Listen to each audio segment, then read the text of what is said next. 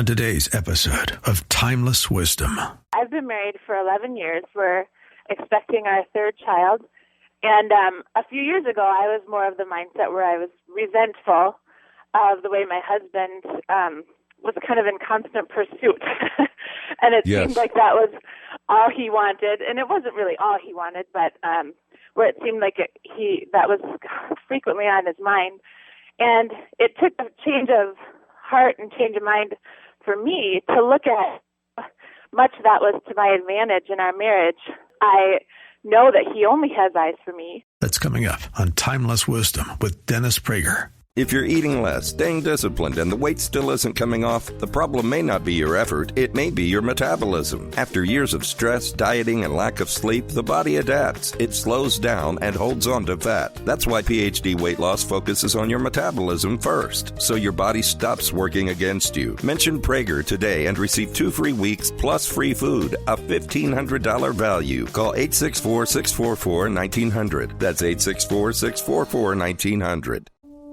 Welcome to Timeless Wisdom with Dennis Prager. Hear thousands of hours of Dennis's lectures, courses, and classic radio programs. And to purchase Dennis Prager's Rational Bibles, go to DennisPrager.com. Hi, everybody. Dennis Prager, the male-female hour every week at this time. An hour devoted to the two sexes. I am conservative. I believe there are only two sexes. Now, on some college admissions forms, you have check, and it's not even called sex, called gender. And then they have a box M, a box F, and a box other. I am of the old-time belief that there are males and females, men and women. Hi, everybody. Welcome to the show. Now, I have to announce that the topic today, as it is sometimes on the male-female hour, really is not for kids, not for little kids. Certainly a teenager should hear this, but under that, and you make the call on the teenager, you the parent, if you homeschool your kids. I know a lot of homeschool parents listen to the show with their homeschoolers, and I'm delighted, and I think it's a great decision. But the following subject is not for little kids. All right? All right. Here it is, and it's a lament that many women have about their husbands. And I want to address, like any of these subjects, I want to address them in the hope that I can help your marriage and help male-female relations in general. I have an immense number of emails, not to mention just comments made to me when I go around lecturing about the number of marriages, my insights into men and women, especially into men, have helped marriages, and it's just terrific. It makes my day. All right, here it is. Here is a lament that a number of women, maybe a lot of women, I don't know the number, I don't know the percentage, but it's enough for me to know that it is worthy of a topic. And that is where a woman will complain that her man, her husband, sees her as, and I use the word in its vernacular, a piece of meat. Or the more I guess, sophisticated ways, as just a sex object. Or he objectivizes me, or sees me as a piece of meat, as I said earlier. Let me address that subject. And again, of course, I address male sexuality in my 4 CDs on male sexual nature. That's what's helped so many couples. I urge you to get them, to listen to them. You can call 800-225-8584, 800-225-8584, or go to DennisPrager.com. There's Prager Radio and there's DennisPrager.com. They're affiliated, obviously, but DennisPrager.com is where all the CDs and lectures and so on are available. And let me address this and help those of you who worry about this. First of all, my first response to any married couple is, may you be so blessed that for many, many, many years, he sees you as a sex object. It is not only not a curse, it is a blessing. So I I not only don't want you to lament it, I want you to celebrate it. Now, when is it not a blessing? When you add one word, he sees me only as a sex object. Now, frankly, it's hard to imagine that there are any marriages. Maybe it's true for the beginning of some, hot and heavy relationship. But in the course of a marriage, it is hard to imagine a man who only sees his wife as that. It's hard to imagine. I mean, it may exist, but it's hard to imagine. But if that is the case, that is a problem. I fully acknowledge it. Or if that's the only time he relates to you, that is a problem. Of course, these are problems. But I want you to understand that that is a blessing if he sees you that way. It's not to be feared, because male sexuality can be frightening. That's the reason I do this program. It's the reason I did those CDs. It's the reason I'm writing my book on male sexuality. It is, in its initial stages, frightening to most women. I totally understand that. By golly, it's even frightening to us men who have a conscience. Male sexual drive is very powerful. Can be very objectifying, can be very difficult to control. It is dynamite. It is the dynamite of the human species. So I understand why a woman could find it fearsome. Absolutely. But what I'm trying to do is defang that monster of male sexuality and explain it so that you understand that that's okay if that's how he sees you, his wife. It's not only okay, it's actually a good thing. It's a blessing. Why would you rather it be? That he sees you as a sex object sometimes, only when you want him to? That's not the way males are made. It's not the way we are made. It's not something where it takes a long time till we figure it out how to see you sexually. That's a female response. She does not walk around seeing her husband in 99% of cases as a sex object. Of course not. That's not the way it works. That's why the argument, well, how would a man react if a wife saw him as that? Well, first of all, most men would think, oh my God, am I lucky? So anyway, but it's not a point. Secondly, you have to understand, we men are not as dumb as you think. We can, in fact, concentrate on two things at one time on occasion. We can walk and chew gum. We can see you as a sex object and as brilliant and talented and good and kind and sweet and a great mother and a great wife and a great thinker and a great talker and a great homemaker, and a great lawyer, and a great whatever it is. It doesn't exclude seeing you in totality. But I need to reaffirm the fact that it would be a curse. It would be a real curse in your marriage if he didn't see you that way. Now, I don't know when as people get much older, I don't know. All I could say is that the elderly, I don't think that they stop having these feelings. At least the men don't. So I want him to see you this way when you're 90. 1-8-PRAGER 776 1-8-PRAGER 776. This is the time to open up. I don't care if you even want to just say you're anonymous. It doesn't matter to me. All I want you to be is open and to react to this. Does this offend you? Does this frighten you? Do you disagree with me? Do you agree? Are you thrilled to hear this? Is it a relief? How do you react to this? I am addressing the issue of women who object to their husband seeing her as a quote unquote piece of meat. Or as a sex object, or whatever it is. Now, as I said, if that's all he sees you at, it's a problem, but it's so rare in a marriage. It may be in the beginning of a relationship that's the primary way you are seen. But it is it's almost inconceivable to me that would be the case in the course of a marriage. Let's go to Devin in Irvine, California. Devin, Dennis Prager, hi. Yeah, hi, Dennis. And maybe you could help me articulate my own thoughts.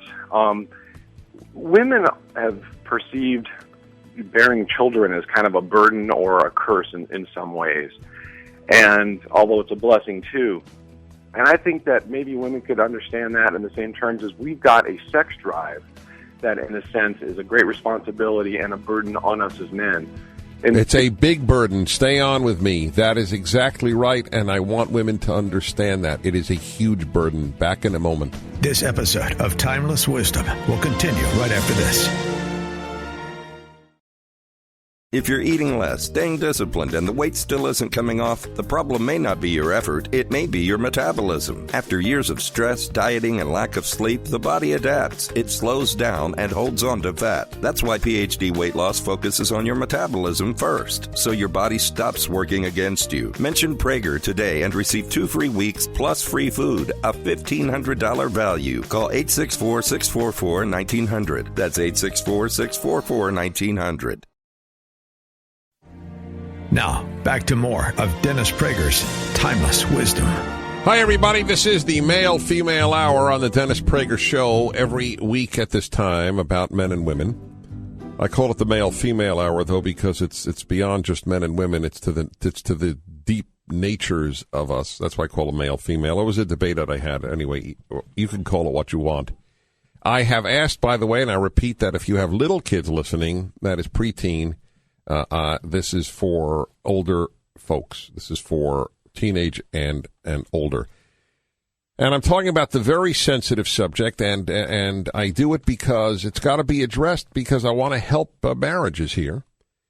I lament that some women have, he only sees me as, and they will use the term piece of meat or sex object. And my reaction to that is, well, may you be blessed that your husband always see you as that. And the notion that he only sees me as that is so rare as to be something that you'd almost have to study in a, be worthy of studying by some psychologists, because it's so rare that you be only seen as that. I mean, he'll only see as that, a billboard, a woman in a billboard, or maybe a movie star in a movie, or someone, in a catalog that comes to the home, but not you. That should be your worst worry. He only sees me as a sex object. He doesn't only see you as that, but he will frequently see you as that. Yeah, that's good. 1-8-PRAGER-776. And, it's so interesting because a woman just called and then hung up. Maybe she just had cold feet about saying it. I don't know. She just got married, and she said her problem is that her husband doesn't see her as that. I wish women could have heard that call. If you could call back. I'm going to try to take all your calls. 1-8-PRAGER-776. 1-8-PRAGER-776. Is this a problem in your marriage? Do you agree with what I'm saying? Some of you may, in fact, disagree. Now, back to Devin, this gentleman in Irvine, California. You were saying that men's sexual nature is a burden. Yeah, absolutely. It is. And I want women to sympathize with it and not fear it, or both, if they will. But all right, go on. I think also that as far as some women that may perceive men as only looking at them in that way, kind of goes to what Alison Armstrong talks about, a wonderful guest that you've had a few times, and that men are very single-focused. So at that time when we're thinking... That's right. That's right. Yeah, absolutely. I mean, we've got, we're on top of the food chain, and nothing's going to stop that from continuing. Very good. That is exactly right. And Allison is the best, and you're absolutely right about that. Thank you for thank you for that. Yes, thank you for calling. I appreciate it. It's very important. This is 1 hour of the week that I really rely on calls because I want people to hear other people, not just me here. and it may involve your opening up. These are often difficult subjects, but it can only help you and help others. But that's exactly right. When a man concentrates on whatever it is, if he's concentrating on building a rocket, if he's concentrating on a video game, if he's concentrating on sex, that's it. We are unifocused by and large. Although, as I said earlier, he could still chew gum and walk at the same time, in that he can see you as a sex object and as brilliant and as wonderful and as all these other things. All righty. I think we have an important one here. St. Paul, Minnesota, and Kirsten. Kirsten, Dennis Prager, thank you for calling. Hi, Dennis. It's a thrill to speak to you. I love your show. Thank you. I wanted to call and say I've been married for 11 years. We're expecting our third child. And a few years ago, I was more of the mindset where I was resentful of the way my husband was kind of in constant pursuit. And it seemed like that was all he wanted. And it wasn't really all he wanted, but where it seemed like that was frequently on his mind. And it took a change of heart and change of mind for me to look at much that was to my advantage in our marriage. I know that he only has eyes for me. I feel totally secure in our relationship. I don't worry about him straying because I know how much he appreciates and enjoys me. And in changing my mind about the way I looked at it has really, really what prompted you physical relationship. Well, not just improved your physical relation, improved your relationship, period. Yeah, emotionally, our connection is very strong, and even yes, when exactly. we go through hard times, we have that connection. That's right. That's very much the foundation. That's right. Now, what prompted you to change your mind? Well, I think I had to decide if I wanted to be always fighting him off,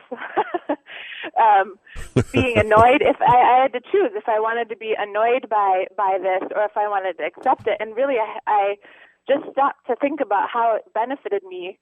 Was it really something that was to my disadvantage or was it to my advantage? And it was just changing my perspective on it.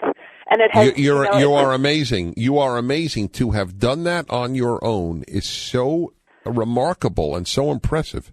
Thank you. It really is. Thank you, and God bless the two of you. That's really not common, because what she did was she used her mind rather than her instinct. Because for all of us, that's a theme of my happiness hour: the mind versus the brain. The mind is the source of happiness. The brain is the source of unhappiness. I always give the example. Brain wants cheesecake. Mind wants to lose weight. Which is going to make you happier? So this is very simple. So her instinct as a female was, oh my God, this guy. I mean, I can't walk 2 steps without his hounding me. And then her mind said, hey, wait a minute. I'm his one woman. He loves me. I love him. So that's fine. So what? And that's exactly right. Isn't it? Once I say it, isn't it simple? But it takes a big deal. It takes a big woman. We have the term big man. It takes a big woman. It takes a big man to fight his instincts. It takes a big woman to fight hers. Now you'll say, well, what about a man then controlling his instincts? Okay, folks. And Alan, please write this down as another subject. Yes. Here's you know how men fight their natures? By being monogamous. You fight your nature by giving in to him, even when you're not in the mood, and he fights his nature by only being with you. And that is so anti what was taught. Oh, men and women are basically the same. The most disastrous recipe for marriage ever offered, because we are all living in the age of stupidity, and that's very sad. It has terribly destructive effects. I will take more of your calls on the he sees me as only, or not only, just sees me as a piece of meat subject on the Male-Female Hour. 1-8-PRAGER-776, The Dennis Prager Show. This episode of Timeless Wisdom will continue right after this. If you're eating less, staying disciplined, and the weight still isn't coming off, the problem may not be your effort, it may be your metabolism. After years of stress, dieting, and lack of sleep, the body adapts. It slows down and holds on to fat. That's why PhD Weight Loss focuses on your metabolism first, so your body stops working against you. Mention Prager today and receive 2 free weeks plus free food, a $1,500 value. Call 864-644-1900. That's 864-644-1900. Now, back to more of Dennis Prager's Timeless Wisdom. Hi, everybody. The male-female hour. What I said at the end of the last segment, and again, I repeat, if you're just tuning in, this is for those teenage and older little kids. Probably not the hour they should be hearing. I don't think it's disastrous, but it's I don't think it's for little kids. And so I'm telling you that now. It is about the lament that some wives have. He sees me as a piece of meat, a sex object, to which I have responded, may he do so forever, for many, many years. There's no husband who only sees his wife as that. That is the way he may see a picture of a woman, or a woman walking down a street, but not a woman he lives with. So don't worry about that. It's a blessing if he sees you that way. That is male sexuality. That is part of male sexuality. What I ended, though, and I'm going to devote an hour to another time, is the notion. A lot of women feel that if they give in to the man's sexual desires on a regular basis, they're making a concession, which they may well be, because they are not in the mood as much as he is. That's just the way most of the time it is. Not in every marriage, but most of the time. But he makes his own concession and fights his nature. And that is, he's monogamous. But nobody talks about that, because men, the whole issue of male sexuality is he's afraid to talk about it and she's afraid to hear about it. That's why it's so important to have an hour a week on national radio about it. All righty. What happened to our now here? All right, I'll just take it. There was a young man, a 29-year-old man, who's claimed to have been a marriage counselor, who said it's not a good thing to ever objectify anybody, because then they're a means to an end and not an end in themselves. It's on paper that sounds good. In reality, since that is what male sexual nature does, and since if there is a good marriage, the bedroom is a place for him to allow himself to be free, I don't see what's wrong with that. That's part of the way God made our sexual natures. All right, let's. But anyway, he's not on, so I can't fully relate what he was going to say. All right, here is the woman I mentioned earlier who, good, I'm glad you did get back. In Minneapolis, it's Celia. Hi, Celia. Dennis Prager. Hi. Hi. I'm married to a wonderful man. We've been married nearly a year, and when I was dating, I dated a lot of guys that were more into me because of they saw me that way. But it frightened me, so I married this amazing man that we have so much in common, and we just enjoy each other so much. But he doesn't objectify me that way. He doesn't see me sexually that way. And because, contrasting the earlier caller with all the things that she enjoys about security and all of that, we have a wonderful relationship, and I know he's absolutely monogamous, and I totally trust and respect him. And I know he feels that way about me, but there's something that's missing. And so I just think women need to really feel so lucky when their husbands cherish them and value them that way. It is a blessing. So. Wow. Well, I cannot thank you enough, because coming from a woman, especially a married woman, it's I think more powerful than coming from me. So I'm on the behalf of so many women listening and so many men who want their women to hear this, I thank you. You know what it sounds like, and this is something you really need to, I think you need to address, because it's, it doesn't take a a perceptive person to know that you have some pain in your voice. What you did, it seems, and this is a fascinating and common problem, is you did the opposite of what you went to the other end from what you had experienced with other men earlier. Right. Yep. And you married with your mind only, right. Almost. And so for a woman being emotionally based, it's kind of a struggle how to be happy. Yes, I know that. I want everybody to hear you, and I wish I could talk to you and him longer. We'll return in a moment. Dennis Prager here, the male-female hour. For those just tuning in, this hour, this particular one, some are not, but this particular one is not for little kids. And I welcome you back, 1-8-PRAGER-776. It's so sensitive, the topic, that I'm watching the board. It's like a I don't know what the analogy would be, but one of these on and off signs. People call in and then they stay on, then they get cold feet and then they leave. Then some come back even.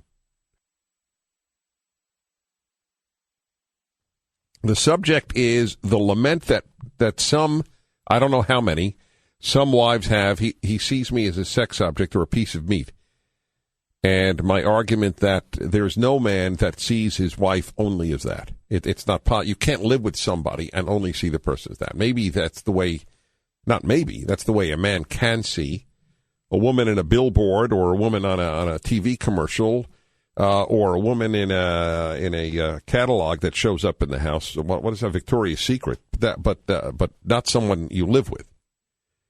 So it is a blessing. And you just heard from a woman who's married a year who purposely married a man because she didn't want to be seen as that way. And now she laments it, as she should. I wish, though, I could talk to them. I do. I so wish that. All right, let's go. We do have the counselor who I mentioned earlier, and I'm glad he could get back in. Dallas, Texas, Josh. Josh, thank you for calling. This is Dennis Prager. Thank you, Dennis. Hey, I think you are great and brilliant.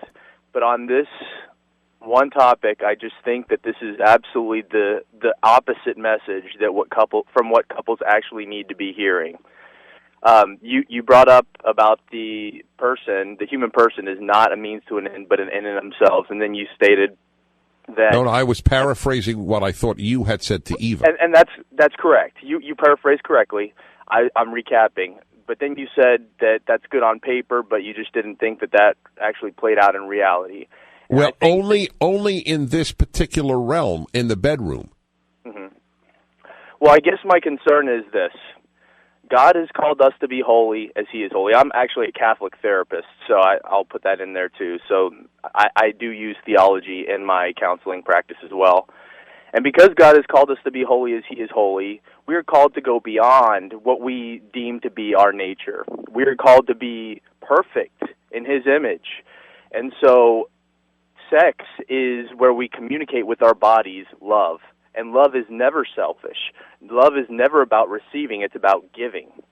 And so when sex becomes about a gift of self to other, and that person returning that gift, usually the woman returning her gift literally in her body to us, then that is when sex is properly ordered. And, of course, we're always going to fall short of the mark, but I think the point is we have to all right, I agree with everything you said, but I don't know why it contradicts what I said. The woman, let us say the woman says, honey, I love you, and I want you to take me, I mean, obviously within bounds, sure. but within even the loosest word of understanding of normal. But, honey, I want you to have me the way you would like.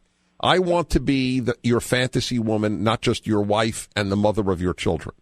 And that's wonderful. And, perhaps it's just a clarification of terms that needs to be had. And that is, I would not ever use the term object. I think that the man always needs to be in pursuit of his wife. I don't think that ends when I say I do. I think that that's part of the I do every day. And I think that it's great for a man to continue to have a sexual attraction to his wife.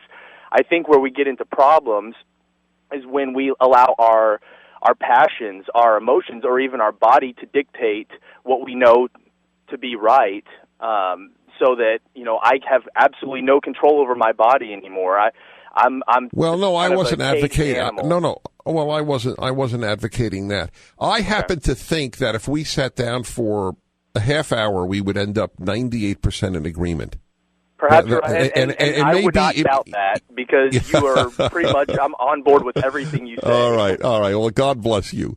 And I really mean that, folks, because, I have no problem in clarifying differences, but I do think we would. I think what he is worried, he is worried by the term object. But I'm using it because that's the term that a woman will say. And I'm saying, it's okay. It's the bedroom. It's the bedroom. And of course, and I've said it after every break, it's inconceivable that's the only way your husband will see you. In fact, you want it a little, and this is where the 2% where we may differ. I think you do want it a little because he doesn't want to be in bed with the mother of his children. That role, of course you're the mother of his children, but that's not a turn on. I mean, that we have to talk real. We have to talk real. Marriages are at stake here. We can't talk romanticized wishes. Oh, I love you. I love the mother of my children. And he does. He does the rest of the time.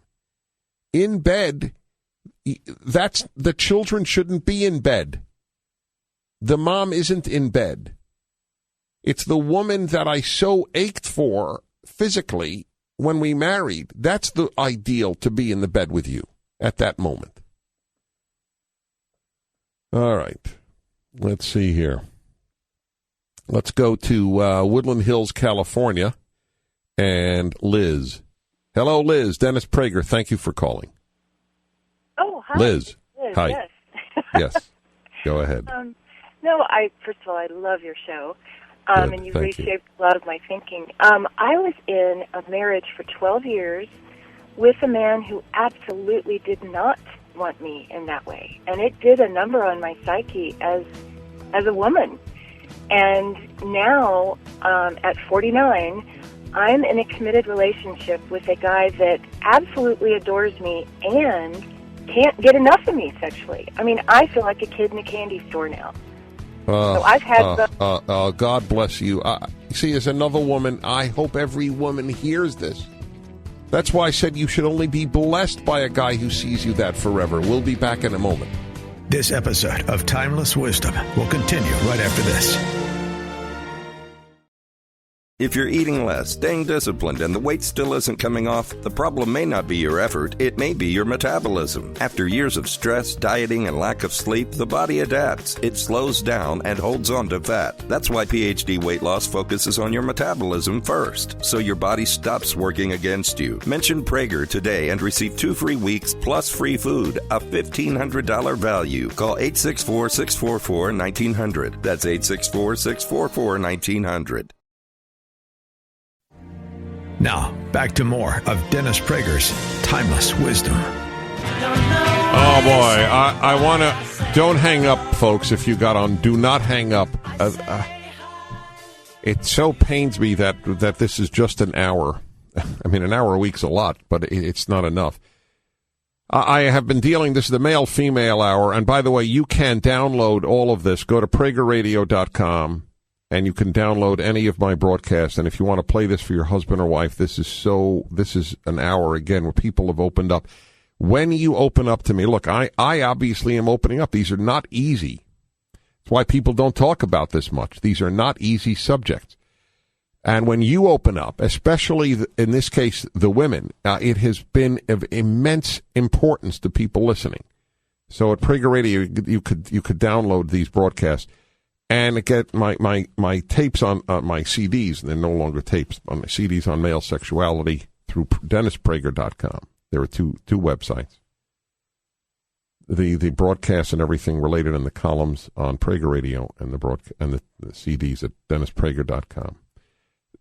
I want to summarize some of your calls here. This is a great one. Joanne, she and her husband reached the compromise. If he showed me affection, then she could live with being his, quote, piece of meat, because affection affirms that that's not all she is. Exactly. That's terrific. That's exactly right. That's exactly right. Phil in Dallas, when a man hears no all the time from his wife, it makes it difficult to pursue and feel sexual toward his spouse. That's exactly right, too. This thing about the hearing no from the wife, the notion, well, she's not in the mood. Of course she's not in the mood nearly as much as he is, 90% of marriages.